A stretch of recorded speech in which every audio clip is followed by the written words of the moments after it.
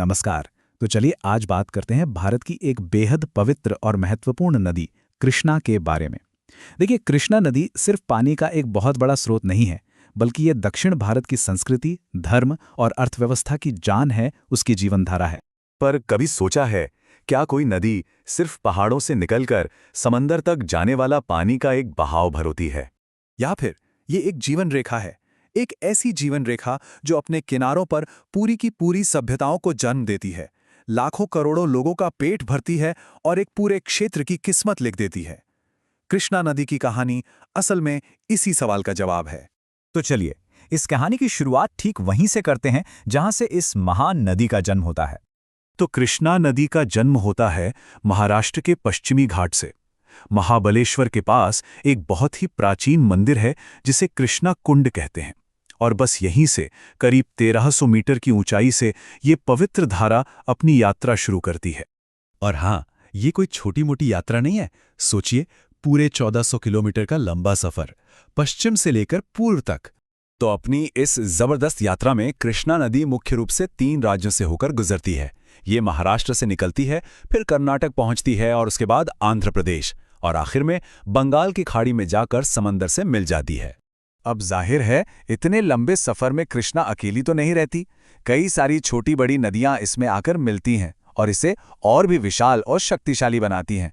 जैसे कि तुंगभद्रा नदी, जो खुद में ही एक बहुत बड़ी नदी है, और जब ये कृष्णा से मिलती है तो इसका आकार और भी बढ़ जाता है। इसी तरह कोयना और भीमा जैसी नदियां भी इसके इस बड़े परिवार का एक जरूरी हिस्सा है।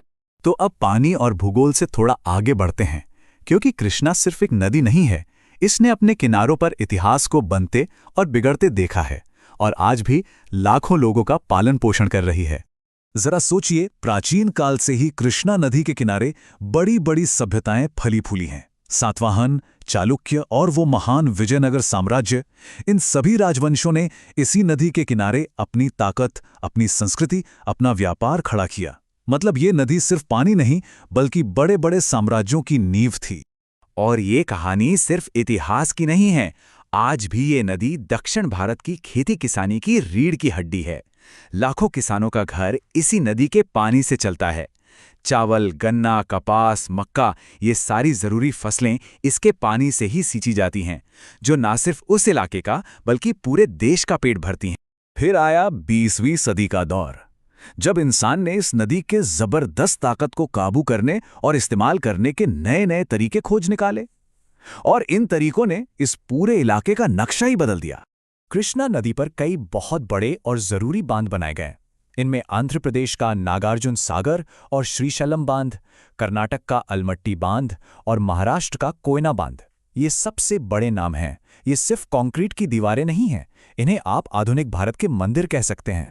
और इन विशाल बांधों ने सच में कमाल कर दिया। इनसे बिजली बनी, जिससे शहर और फैक्ट्रियां रोशन हुईं। सिंचाई के लिए नहरों का ऐसा जाल बिछाया गया कि खेती में जैसे क्रांति आ गई। और हाँ, जो विनाशकारी बाढ़ आती थीं, उसे रोकने में भी इनसे बड़ी मदद मिली। लेकिन जैसा कि हर कहानी में होता है, इसका भी एक दूसरा थोड़ा स्याह पहलू है। आज दक्षिण भारत की ये जीवन रेखा खुद बहुत बड़े खतरों का सामना कर रही है। सबसे पहली और सबसे बड़ी चुनौती बढ़ता हुआ जल प्रदूषण। ये इसके पानी को जहर बना रहा है। फिर आता है राज्यों के बीच पानी के बंटवारे को लेकर झगड़ा, जो अक्सर एक बड़े तनाव की वजह बनता है। एक और बड़ी समस्या है फैक्ट्रियों से निकलने वाला जहरीला कचरा, जिसे बिना साफ किए सीधे नदी में डाल दिया जाता है। और इन सब के ऊपर से क्लाइमेट चेंज और पानी की बेहिसाब बर्बादी की वजह से नदी का जलस्तर भी लगातार घट रहा है, जो कि एक बहुत बड़ी खतरे की घंटी है। तो सवाल ये उठता है कि अब आगे क्या? क्या हम इस जीवन रेखा को ऐसे ही खत्म होने देंगे? इसका जवाब है बिल्कुल नहीं। आगे का रास्ता हम सबकी एक सामूहिक जिम्मेदारी से होकर जाता है। कृष्णा को बचाने के लिए हमें एक बिल्कुल साफ प्लान चाहिए। सबसे पहले प्रदूषण पर सख्त से सख्त लगाम लगानी होगी। दूसरा, पानी बचाने को अपनी आदत बनाना होगा। तीसरा, नदी के किनारों पर ज्यादा से ज्यादा पेड़ लगाने होंगे। और सबसे जरूरी, लोगों तक ये बात पहुंचानी होगी, उन्हें जागरूक करना होगा। तो आखिर में हमें ये बात समझनी होगी कि कृष्णा सिर्फ एक नदी नहीं है, ये दक्षिण भारत के धड़कन है, उसकी आत्मा है। इसकी हिफाजत करना हम सबकी साझा जिम्मेदारी है, ताकि ये आने वाली पीढ़ियों को भी जिंदगी देती रहे।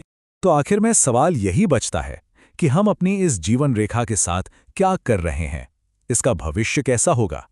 ये सवाल सिर्फ सरकारों के लिए नहीं है, ये हम सबके लिए है। सोचने वाली बातें हैं ना।